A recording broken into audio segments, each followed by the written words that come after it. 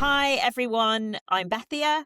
I'm here today talking to Lucas Jansen, who is our Information Security GRC lead, which stands for Governance, Risk and Compliance here at LeftBrain. And we are talking today about something that I'm sure a lot of you have Googled in your time, SOC 2 versus ISO 27001. What are the differences and which one do you actually need? Before we begin, Lucas, would you like to kind of introduce yourself and what you do here at LeftBrain? Yeah, sure. So like Bethia said, I'm the Information Security GRC lead. I handle all of the compliance and governance for LeftBrain and for a lot of our clients. So I'm taking care of all of the policies and procedures and documentation and mapping to various security standards and frameworks for us and our clients. Brilliant. So let's jump straight into it. What are the key differences between SOC 2 and ISO 27001? So some of the key differences are between SOC 2 and ISO 27001 are where you would require them. So typically in the United States, SOC 2 is seen as part of the gold standard, especially if you are a company that is selling a SaaS service, or if you're a managed service provider, or you're working in cloud-based services. SOC 2 is sort of this stamp that you've passed the test and that you've ticked all the boxes within these 5 different subject areas. Security always being a mandatory one, and then the other 4 being optional. You sort of pick and mix which ones that you like. Some other differences is that ISO 27001 is commonplace. You'll find that as an international standard, sort of accepted everywhere, and everybody knows what it means. Other differences is that SOC is usually an annual attestation report, meaning that it's a point in time. As of the day that the report is completed, you have sort of passed the test, and then ISO, you are certified.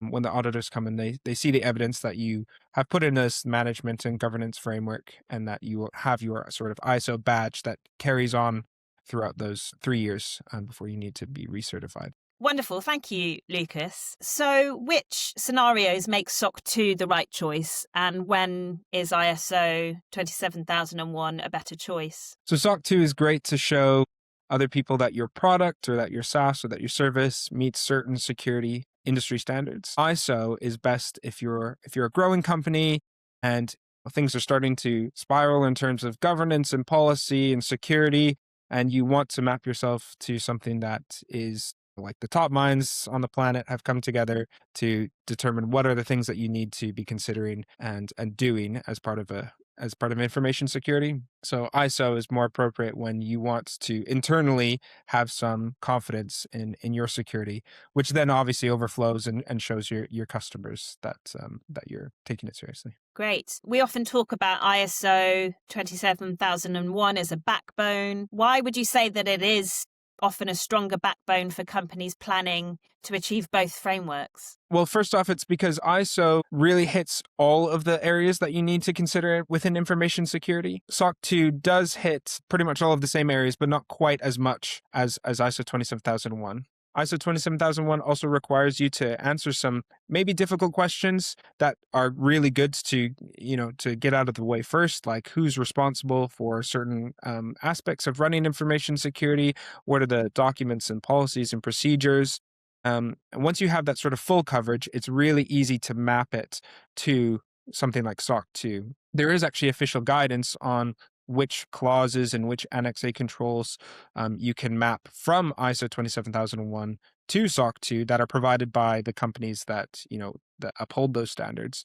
And so it's sort of done intentionally that there is a lot of crossover between them. But like I said, ISO 27001 covers more of the total information security landscape, whereas SOC 2 sort of dives in a bit deeper just on services and products. Great. Thank you. That makes sense. So our clients are often, agile, hybrid, cloud-based, modern, fast-moving businesses. How does LeftBrain deliver ISO 27001 in a way that works for them? Well, first off, it's good. We've been through the process with these ourselves. We're Cyber Essentials Plus certified, ISO 27001 and ISO certified.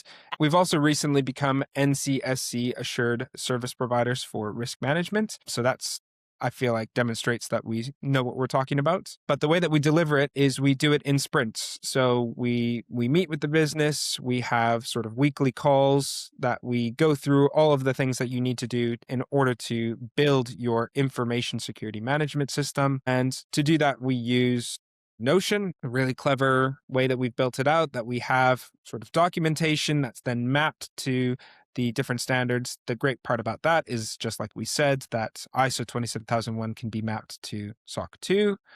You can map your documentation to both ISO 27001 and SOC 2 or Cyber Essentials, and you can just endlessly map it to whatever standards you like, which is what we do. Brilliant. Thank you so much for meeting with me today and explaining all of that. No worries. Enjoy the rest of your day. Thanks.